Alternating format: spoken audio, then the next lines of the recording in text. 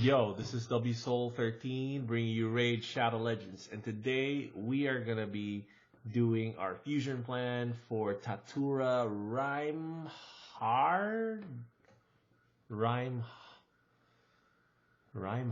or Rhyme Hard. These raid names, man. Nobody knows how to say any of them, I think. So. Right, let's take a look.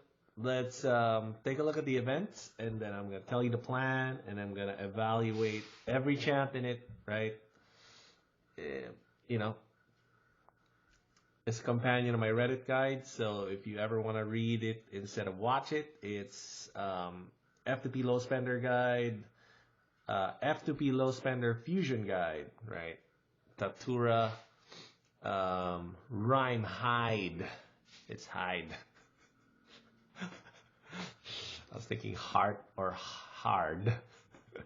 Ended up being hide, but yeah. There's two epics up for grabs. Champ Training and Summon Rush. So the last time they put an epic up for Summon Rush, it was 3,500 points. Very doable. If you do want that epic, we'll talk about that epic later. Top of the plan after we run through the champs, but we're just taking a look at the events right now. And if you end up getting Masamoto, right, from Champ Training event and sacrificing him completely, all right, so let's get this out of the way because this is the shardless way to get Tatura Rimehide. The shardless way, so no shards whatsoever, just plain old energy in events, right? You are going to be able to do it by sacrificing Masamoto if you get him from the Champ Training event. And then you're skipping one rare event each, right? So for Itinerant, you can pick whatever there, it doesn't matter. For Castigator, though, you're going to skip Champ Chase event. For Misericord, you're going to skip Summon Rush. And for Ordinator, you're going to skip, Champ Chase, yeah. So there's two champs up for Champ Chase, right? That's it. That is the shardless way to do it. Now, if you want to pocket Visionary, Misamoto, or both, well then, you're going to have to cop up some shards. So pocketing Visionary will mean you're going to cop up 3,500 shards. And then if you don't want to spend any more shards after that, you're going to want to get Masamoto as well. And then you're going to do the same thing, which is sacrifice Masamoto, and you're going to skip some Champ Chase. So Visionary is in Summon Rush. That's 3,500 points worth of shards. So that's 7-ish Sacred Shards. If you want to do that, that's fine.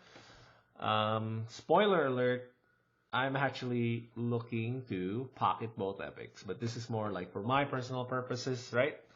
But I'll explain the full plan after we run through the champs real quick, just to give you my like absolute thoughts about it. Like, do I think they're good? I think they're actually pretty good. So because there's a shardless option for this fusion and how strong the fusion is, so spoiler, the fusion is very strong. I think it is like a Brogni level fusion. In terms of cost, since it's so much cheaper than Under Priest Brogni, I'd say this is probably the perfect fusion for a beginning player. So if you've just started playing Raid, so you're like maybe 90 days in, and you're just kind of like barely getting through stage 11 dungeons, stage 13 in Dragons maybe, and you've saved up some gems, this would be a very good fusion to go for. I'm not even kidding there. So if I were a new player, I would go balls to the walls, try to get this guy, because there's a shardless option. Now I can diamond hand these shards, and then roll that over to the next fusion event next year, right? Guess what? Our first fusion this year was Iron Brago. So if you're a new guy and you've never seen Iron Brago before, look him up. My God. So yeah, save your shards now. Get next month, which is next year's fusion. So, Tatura Rimehide, High Elves. So, High Elves doesn't really need help in terms of faction wars. Once you get Arbiter, you finish High Elves. So, not really a faction wars champ. A1 is also not that great. I mean, decreased accuracy, it's pretty good. It's very underrated, to be perfectly honest. But if we're comparing the Underpriest Brogni, well, Underpriest Brogni's A1 is an HP burn. So that is definitely, objectively, strictly better than this. But decreased accuracy is actually pretty good. It's pretty good when you're progressing in a game because like dragons will throw out decreased attack and poisons, right? And then the ice golem ads will throw out like decreased healing, you know. So this A1 actually helps you. Fire Knight, the same thing. It'll throw out decreased speed. So all the major bosses will throw out, dungeon bosses, I mean, will throw out debuffs, right? So this can help mitigate those debuffs, which is great. Always good to have. But really, the reason why, in my opinion, Tatura Rimehide is so friggin' good is this skill right here. A2, Wings of Shelter, team block debuff, increase defense on everybody, 2-turn cooldown reduction from books, so that means it's a 3-turn cooldown. This is really, really strong. 2-turn block debuff on 3-turn cooldown is perfect for clan boss. So you can actually build around Tatura Rimehide as your clan boss for your clan boss team. I'll show you something real quick. We'll go back to him. I just want to show you something. All right. So if you've never seen this before, I do this extremely amazing clan boss comp, and it's built from fusion events, guaranteed champs, gotten this year. So if you played this year and you've been playing fusion events from January, right now, diamond handing shards, getting all the guaranteed champs, the relevant ones at least, and you got Fane. We got Fane for free a couple weeks ago, or a week ago, I think. A week ago, we got Fane for free, right? Check this out. So, where's here is my 2-key team, right? It's amazing, you know. Let's click on battle. So to recap, Geomancer, guaranteed champ, 40 ancients, Underpriest Brogni, obviously one of the best fusions we've ever had. Iron Brago was just a fragment fusion. Anybody could have gotten him. Seriously. If you played hard enough, you could have gotten Iron Brago back then. The Mitha, you know, kind of like became the chase champ instead of fusing him into, what's his name? I forgot his name. The last, I think a couple of fusions ago, or 3 fusions ago. Instead of fusing the legendary, people wanted the Mitha because she had block debuffs, but actually the Mitha, what she does here is extend the buffs. So why is Underpriest Brogni so good for clan boss? It's because he's got the same thing as Rimehide. It's the block debuffs. That's a 3-turn cooldown, 2-turn duration. Very, very strong for clan boss. So you can tune a 1-to-1 team. That's a 1-to-1 team. It's straight auto, Ultra Nightmare, Nightmare. 1 keys on Nightmare, 2 keys on Ultra Nightmare, right? I feel like Rimehide. God damn it. I feel like Rimehide could be that champ, like the centerpiece clan boss champ. Too bad because I wasn't gonna announce this till I do my 2-year recap, but I was gonna do like a new game plus challenge next year, which is basically I'm gonna build an Ultra Nightmare team from fusion events, guaranteed shard events, promotional champ releases. That's it. That's all I'm gonna be doing. So next year I'm gonna be building that. I might actually include what's his face? Simple, right? So the free legendary we all get right now. I might include him in that team because you know. To participate in the fusion starting January, you must have actually played the game at least 45 days, maybe 60 days, 90 days to actually participate in fusions, right? But yeah, this skill right here is the money skill in my opinion for Rimehide, for clan boss. Increased defense is actually really good because you do want increased defense on your clan boss teams, right? And if that's not good enough, he actually does Perfect Veil as well. So Perfect Veil is relevant in Hydra Clan boss, which is, you know, most people will not actually be fighting Hydra Clan boss, not even the first level of Hydra Clan boss. It's that hard. For most people, you don't even need to think about it. But when you do come around to playing for Hydra Clan boss, you already have a perfect Veil champ right here. So maybe somewhere down the line, do an unkillable team for the Demon Lord clan boss, right? So you can pull Tatura Rimehide out of your clan boss team, make him in a Hydra boss team. See, the only annoying thing here, if you are gonna do a 1-to-1 clan boss team like I'm doing with the Brogni Mancer standard Brogni Mancer comp that I have, is that this skill is a 5-turn cooldown, books down to 4. So that's kind of unfortunate. That book down to 3-turn cooldown, man, it would be amazing. Because now you're gonna have increased defense, block debuff, and perfect veil, and with a debuff extender, and you're going 1-to-1 to the clan boss, that's it. You're covered for the whole fight with those 3 amazing buffs for clan boss, right? So, I mean, seriously, guys, it's a fusion champ, right? So you can actually tune for perfect veil for Demon Lord. You're gonna go 4-3 on that one if that's more important to you than block debuff. But for most people, block debuff is better. And then the passive is actually not bad. So the reason why Underpriest Brogni is so much better than any of these other fusion champs we've had is because his passive reflects damage and it combines with Giant Slayer. It procs Giant Slayer, and it does a lot of damage against clan boss, against anything actually that hits it with like an AoE attack. And that effect carries over to the whole team. Anybody with a shield will trigger the effect. This one is a reflect damage, so if this functions like that other champ's reflect damage thing, I don't think it'll trigger Giant Slayer. Don't quote me. We don't know if it will or not trigger Giant Slayer, but honestly it doesn't matter as much as Underpriest Brogni does, and to a lesser degree, Geomancer before they did the revamp, right? Because it only affects him. So Underpriest Brogni can extend his passive to the whole team. Tatura can only give it to himself. So kind of sad, but at the same time, it's a bonus.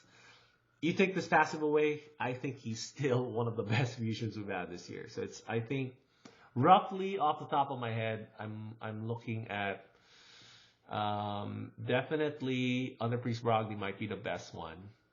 And then Demetha might be there. Iron Brago is definitely there.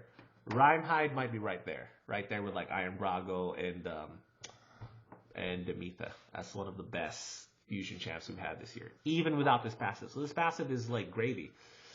You can also put a freeze on. I mean, it's great dungeon progression. So the cool thing about focusing on Tatura Rimehide is you can make him part of your dungeon progression team, your clan boss team, everything in the game.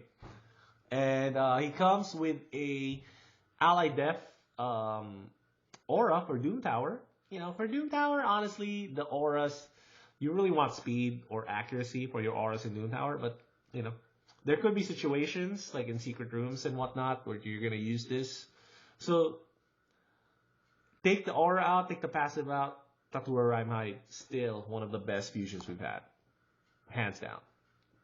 Right, so now we have to take a look at Visionary and that other Moto Mia or whatever. Which one's Visionary? I think it's this one, yeah. So Visionary is the Chase Epic. So whoever you get from the summoning events is what Plarium considers the Chase Epic of the 4 epics. That's usually how it goes. That's how it's been since time immemorial, since they've been doing these fusion events, these kinds, the traditional kinds, right? So we gotta see if she is any good. It's a she, right? Yeah, she's a she. 30% chance decreasing 3rd meter, 30% chance. I mean, come on, man. Armiger does this 100% chance off a crit. This goes up to 100% if you have placed decreased crit rate and decreased crit damage on the enemy. So, I'm not sure. Maybe this might have a application in Dark Fae. Maybe. Because you do want this A1 30% decrease 3rd meter by 15%. The 15% is a low number, though. Armiger does 30%. This girl does 15%. So they don't really want to do 3rd meter champs anymore like they did before. That's why Allure is such a chase epic, in my opinion. Right? Yeah. So So that's how you trigger it, because she does place the decreased crit rate and decreased crit damage. Honestly, inconsequential right here. So if you put her on stun set, yeah, I guess AoE stun set always work. But this is why she's actually pretty good. She does 30% crit rate buff, 30% crit damage buff. So these two buffs are very hard to come by in Raid. It really is very hard to come by. And to have them both in one skill, it's really, really good. But that's not all. She'll give you an extra 15% turn meter boost. So yeah, that's amazing, right? So imagine in Arena, early game Arena, you go Haikatun into her, into War Maiden, into Kale. That's sexy. That's sexy. And now you can build Kale and War Maiden up to 70% crit rate and just max out the crit damage on top of their already survival skills for dungeons, if you're still using them for dungeons up until now. Wow.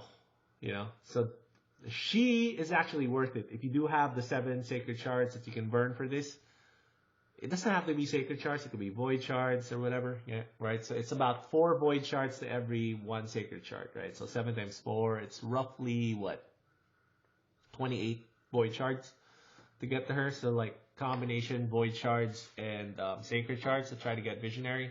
So if you can afford it, I would actually go for it, right? Because of that, because of the arena setup. So if that arena setup is appealing to you, you should think about it. Plus, she gives you ally speed in dungeons. So actually, she does. If you can put her in stun set, she'll do a lot of roles for you. She can be an extra control champ. She can give you more damage, right? She can decrease turn meter. She can mitigate some damage, but come on, this is not good. This is not a raid thing as of right now. Crit rate, decrease crit damage, not really a raid thing, right? But yeah, I think Visionary is pretty good. Pretty good. I do like her. So I am personally gonna go for her. Masamoto. Masamoto is actually not bad as well. So the reason why Masamoto is not bad is because of this AoE decrease attack. So AoE decrease attack is a carry champ skill, right? So for dungeons, because it kind of like mitigates damage in the waves, and then you can equip him later down the line either with stun set or lifesteal set to get some life back. If you put him on lifesteal set, that makes him modal because you can make him a secondary decrease attack champ for clan boss. So not only is he helping you get through dungeon waves, he's also helping you in clan boss. So this is always a good skill.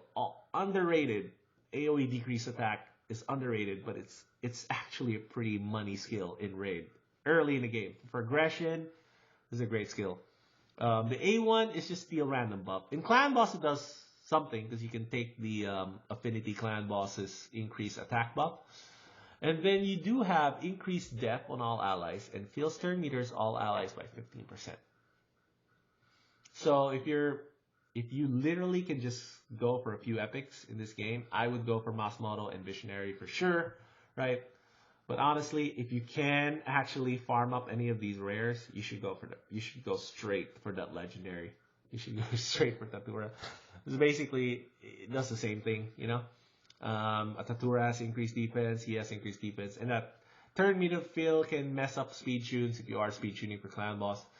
But great for dungeon though. So for dungeon, you're doing 3 rolls at once, right? So you're giving the increased defense, you're giving the decreased attack, and then if you put him on stun set, you can also put stuns out, but also you're speed boosting your team. So he's like a carry, speed booster, control champ-ish if you get him in a controls type artifact set. So the epics are actually not bad. Not bad. But really, it's not that we don't even need to look at the other two, but because of how good Tatura is, you'd really be dumb to sacrifice the chance for getting Tatura to get the other 2 legendaries that you can't get out of the event, right? So, but we'll look at them anyways, just ceremonially, but I'm telling you right now, pick Tatura, right? So, yeah, a extra crit rate off the attacks. If she's on Perfect Veil, she gets the extra crit rate. This ignores 20% of the target's death, so this could be a thing. This could be a thing. Anything that ignores defense could be a thing in Hard Doom Tower, in Faction War, stuff like that. So you do need to hit hard later on in the game. Right? So anything that facilitates that is good. And I think her A1 multipliers is really, really good. Her A2 multiplier is good. I don't think it's really, really good, but it's good. And then she puts Veil on herself. This is where this champ becomes a little bit controversial for a lot of people, because some big brains in raids, so some of the really deep theory crafters are thinking that there is something they can do with this, right? So block the first hit completely, cooldown 2. So if you can put her in, like, I don't know, what's that called? Relentless set, maybe get an extra turn, so that cools down faster. Or what's that other one? The set that reflex set that takes cooldowns away, or like refresh accessories. You know, there's like a lot of ways this could be exploited. And I don't know to what end. Like, is this a thing in arena? I don't know. I'm not sure. Crit rate all battles, not bad, not great, not bad. Yeah, like I said, if you are gonna go for her, you're gonna sacrifice Tatura, but she does, like I told you, has that little niche thing. Broodlord, on the other hand, needs physics to work. So, spoiler right now, this guy needs physics to work. Why? Because you need to put decreased speed on before you can trigger the provoke here. And then the ally protect only goes on one ally, not your whole team. The passive makes it so every time anybody with ally protect, not necessarily what he put in, but any ally protect gets hit, he can then put the decreased speed on. Physics fixes all these problems. Physics put the ally protect on, get the AoE decreased speed out, and then Broodlord can come in, put the ally protect on physics, right? And I think that comes with a block debuffs as well, and then puts a shield on Broodlord. So yeah, I think they go well together. I really do. And then I think this one's an AoE. Yeah, it's an AoE stun. AoE stun, so you can put him on stun set or a provoke set, right? You can put him stun set, provoke set, then you can put fearsome presence, I guess. And yeah, that's quite the control duo for Doom Tower. But you know, if you've seen my Doom Tower videos, right, you already know that Seal of the Drakes, Physics, and what's his face? Drexar Bloodfluid. If you build them the way I built them, right, you can look at my videos here, you're going to get through Doom Tower hard all the way up to floor 100. The only waves that are going to stop you are the waves that need a specialist type champ. So someone to go through Roto's Sippy combo. So you need like that single target nuker or that turn meter drop or something that'll keep the Sippy from taking a turn, right? And then the other one is what's that other one? Torments, right? For the Torments, you want something that takes freezes away. And then I think for the what is this? The Eternal Dragon version of Doom Tower, there is this wave in the 100+ floors with Urost in it. Urost is really, really hard to take down. So yeah, does Broodlord help you against those waves? I don't think so. So, you know, that's a really long way of saying that it seems like, oh, him and Physics, PB&J, right? But honestly, no, you don't need him. You really don't need him. Physics goes better with just Seal of the Drakes and Drexar Bloodfluid, right?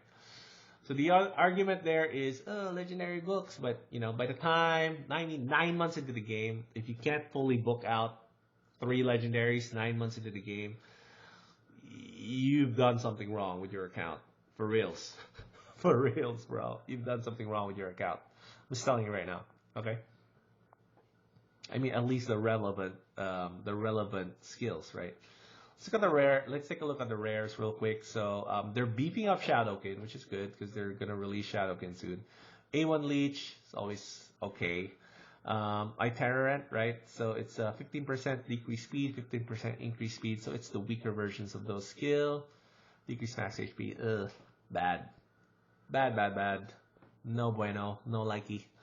What about this one? A1 is a provoke, so provoke's okay. Ooh, this is spicy right here. Equalize and heal and extra turn, 4-turn cooldown, so that means it's a 3-turn cooldown. Equalize. Holy crap. For Sacred Order. That's actually really, really good. So, if you were looking to pocket an extra rare or so, right? So, maybe you're doing a thing where, oh, you got Visionary and you got Masamoto and you sacrifice Masamoto. Now you get to pocket 4 rares, right? He would be one I would seriously think about pocketing if you haven't finished Sacred Order yet. So if you haven't finished Sacred Order yet, he would be one of those that I would really think about pocketing, because that Sacred Order Stage 21 boss hits really, really hard, and any kind of healing is Gucci there, you know? So, yeah. I would think about it if you're struggling with Sacred Order. I don't think he gets you through by himself. Of course, you're going to need to build, like, I did it with 5-6-star champs. I mean, you could probably do it if you have better champs than me, but it's a pretty hard one to beat, I think. Sacred Order is definitely one of the harder ones to beat. Misericord, right? So what's up with this one? It is a 30% decrease speed on an A1. That's good. 30% is good. And it's a 2-hitter, so could be good in Fire Knight. Attacks all enemy. 30-meter fill. Meh. Counter attack. Okay, it can be good at Fire Knight. So this lady could be a Fire Knight type champ, except that's a 4-turn cooldown. Ugh. But the 30% decrease speed, that's definitely something. Not good enough. Not good enough. I'd say not good enough. This is the other kind of controversial one. It's a bomb champ, right? So this passive picks away at the bomb debuffs, and then this A1 puts bomb everywhere. And I think the A1 is a freeze. So people are thinking, oh, Bomel champ. Maybe. Honestly, maybe. I don't know yet. So Bomel is kind of the most mysterious. I think this Doom Tower is probably the hardest Doom Tower to beat of all the Doom Towers they've made.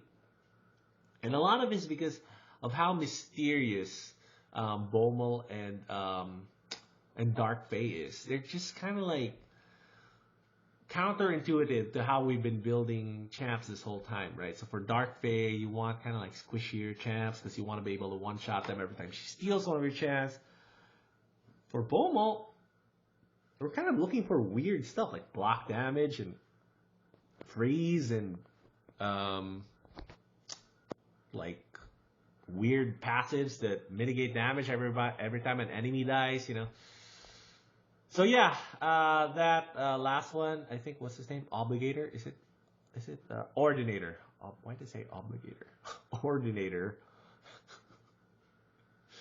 Swear to God, man, these raid names. They have like a random name generator or something. It's like so weird. So yeah, let's go back to the fusion plan.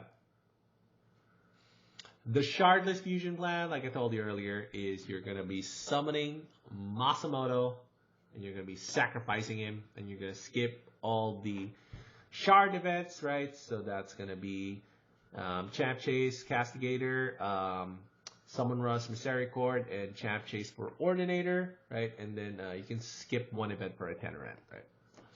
So yeah, that will be the best plan. If you're a new player, if you don't want to spend shards, I would go with that plan.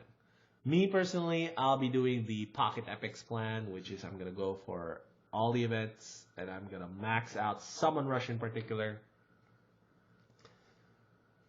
I'm actually thinking about I might just let Masamoto go, so I can skip Champ Chase. We'll see. We'll see what Champ Chase looks like. So there's kind of like a middle of the road here where you get Visionary and then you sacrifice Masamoto. So you get to skip still Champ Chase. So that means you don't have you can Diamond Hand your Fragment Fusions for the next fusion. So that's actually a good plan as well. So I know in my Reddit post I only put 2 plans down. That's because the second plan is very modal. Like you can pick which one you want to keep. You can pick how many shards you're willing to go for, right? So if they're offering up 2 champs for Champ Chase, I'm thinking that's in the 2,000 to 3,000 range as well. So you're looking at somewhere in the 6,000 to 7,000 points if you want to get both both epics. So that's why I'm kind of like iffy on pocketing both. But I am almost sure that I want to get Visionary at least, because I think Visionary is a very good champ for progressing players. So if you're a progressing player and somehow you've diamond handed your shards, right? You followed good advice, you're able to get progression without summoning champs, then Visionary is a good one to get because it'll help you progress your arena team. Actually, even just make your arena team more smooth. You know, like a smoother running arena team is worth it in this game. You know, so you're not gonna be doing arena like a super end game player like me, which is I'll just pick something like maybe something like this, and then I got a blender team, and the team just kind of like runs through like teams. See, that would have been done in 2 seconds if I was able to kill this Duchess. So that's kind of like those are the things that that just makes life easier, I think, because of just how much time is spent in the game. So anything that can lower down this arena farming time, you know what I'm saying? Like, I think it's worth it, to be perfectly honest. I think it's worth it if you can figure out a way to lower your time spent in arena. Me personally, I haven't found time to spend in regular arena because of just because of how much time it takes. Like, see, look at this. It's a stall team that I should have done in 2 seconds, right? So, I'll show you real quick how fast a team is that I can actually one shot. So, let's try to look for a team like, maybe this one if I'm fast enough.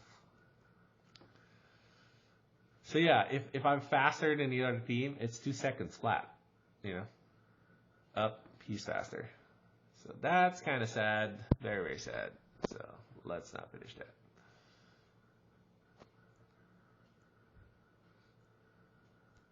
And honestly, Arena is one of these, cool.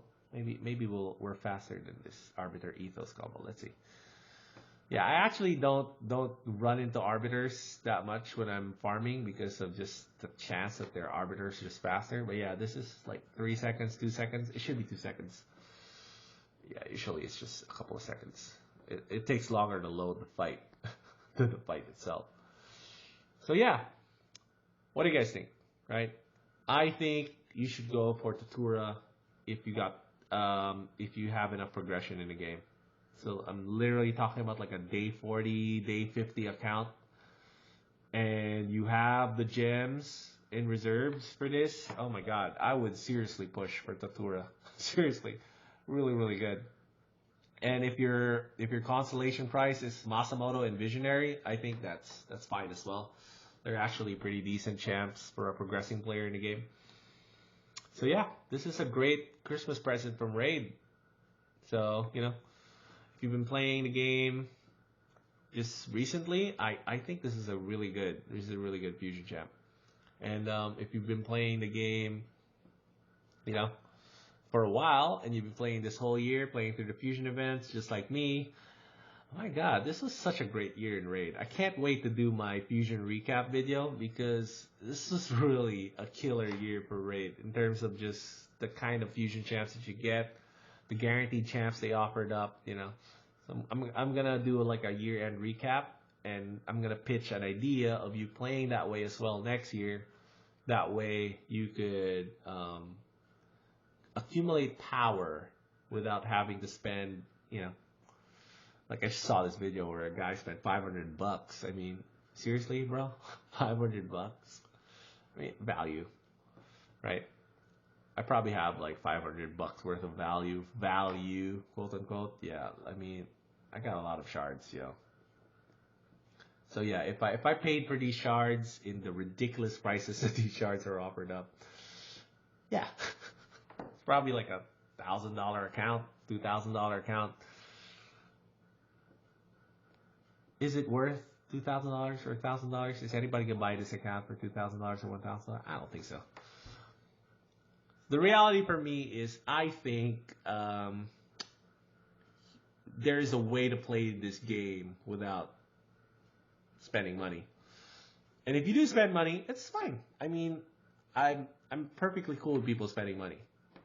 I believe in freedom. So you get to do whatever you want, right? So you want to spend your money on raid? Great, good, cool. There's still a good argument for managing those resources that you got your money, so you get your money's worth, right? So that to me is why I'm doing this. Hopefully you guys had a good one with this, and we'll see you on the next one.